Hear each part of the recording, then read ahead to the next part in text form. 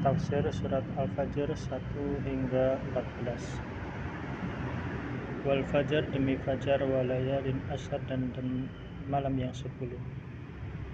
Wasyafi'i wal watar yang genap dan yang ganjil. Wal laili idza yasar dan malam yang berlalu. Hal fi dzalika qasamul lidhi hijar. Pada yang demikian itu terdapat sumpah untuk orang-orang yang berakal. Alam tara kaifa fa'ala rabbuka bi'ad. Apakah kamu tidak memperhatikan bagaimana Tuhanmu berbuat terhadap kaum 'Ad? Iram dzatil 'imad, penduduk Iram yang memiliki bangunan yang tinggi. Allati lam yukhlaq misluha fil bilad, yang belum pernah dibangun seperti itu di negeri yang lain. Wa samud alladziina jabu syahra bil wad, dan kaum Samud yang memotong batu besar di lembah. Wa fir'auna dzil autad, dan kaum Fir'aun yang memiliki pasak. Alladziina taghaw fil bilad, yang berbuat sewenang-wenang dalam negeri.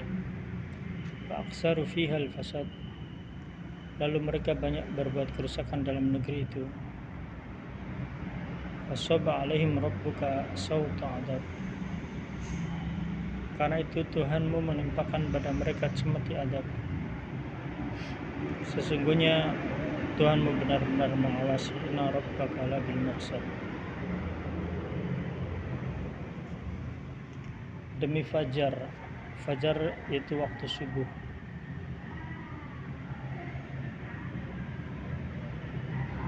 Yang dimaksud ayat ini adalah fajar di hari nahar dan malam yang 10 malam bulan Dzulhijjah. Dalam Sahih Bukhari disebutkan tidak ada hari beramal soleh yang lebih disukai Allah daripada hari ini, yaitu 10 hari bulan Dzulhijjah. Sahabat bertanya, tidak juga dengan jihad fisabilillah? Rasulullah Muhammad SAW menjawab, tidak juga jihad fisabilillah kecuali bagi seorang yang berangkat dengan menyumbangkan jiwa dan hartanya, kemudian ia pulang tanpa membawa satu apapun.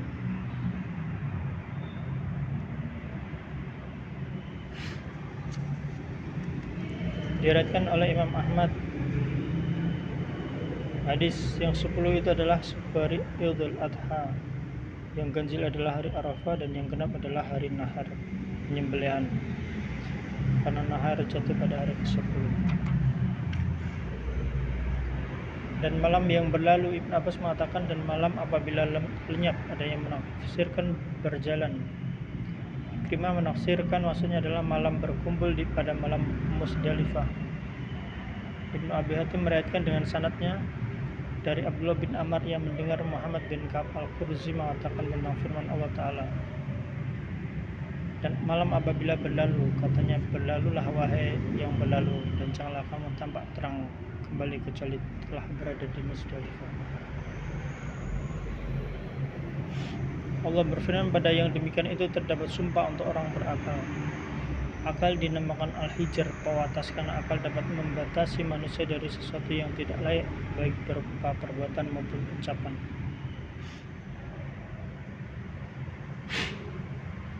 Sumpah di sini berhubungan dengan waktu ibadah dan dengan ibadah itu sendiri, yaitu haji dan salat, dan juga amal lain yang dengannya hamba-hamba Allah yang taat dan takwa dapat mendekatkan diri pada Allah.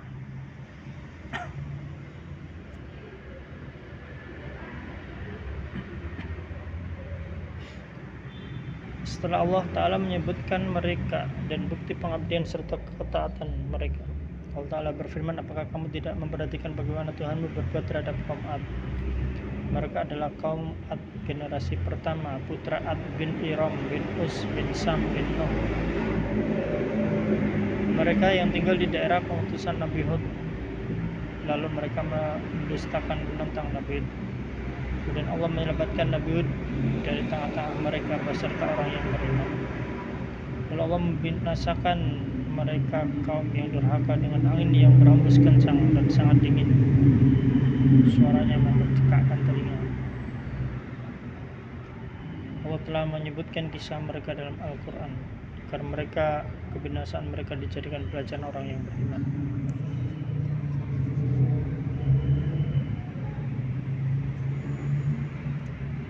Allah Ta'ala berfirman, penduduk Iram yang memiliki bangunan yang tinggi merupakan atof bayan untuk lebih mengenal siapa mereka.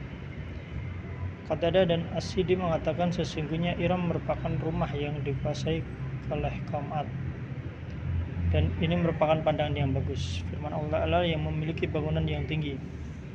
Orang Ad itu tinggi-tinggi, namun ada juga yang mengatakan saja yang dimaksud dengan al-imad, bangunan yang mereka dirikan atau tiang rumah mereka. Walaupun ditafsirkan dengan itu yang ini, maka mereka adalah satu kabilah dan salah satu umat. Mereka itulah yang telah disebutkan Al-Quran yang di beberapa tempat selalu digandengkan dengan penduduk Samud.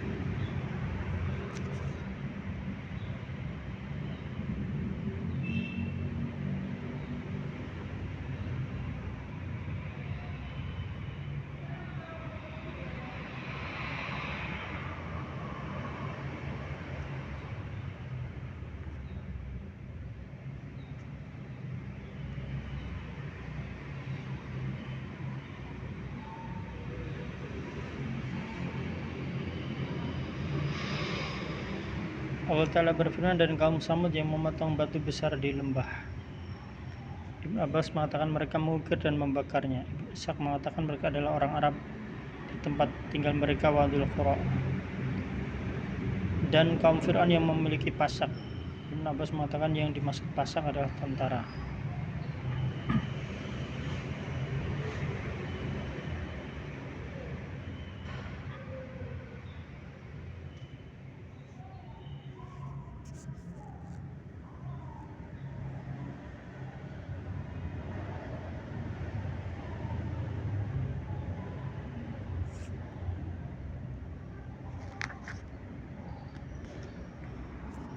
Sabit Al-Banan meriwayatkan dari Abu Rafi, pasak itu hasil pekerjaan Fir'aun, membuat 4 pasak mengikat istrinya yang beriman, kemudian disimpan di atas punggungnya batu penggiling yang sangat besar hingga istri mati syahid. Allah Ta'ala berfirman, yang berbuat sewenang-wenang dalam negeri, lalu mereka berbuat banyak kerusakan dalam negeri itu. Kaum Ad, kaum Samud, kaum Fir'aun telah berbuat sombong dan melampaui batas, juga telah menyebarkan berbagai macam kerusakan di bumi dan menyakiti orang-orang. Nah, itu Allah menimpakan pada mereka cemeti adab, menurunkan siksaan dari langit, menimpakan hukuman yang tidak dihentikan orang yang berdosa itu.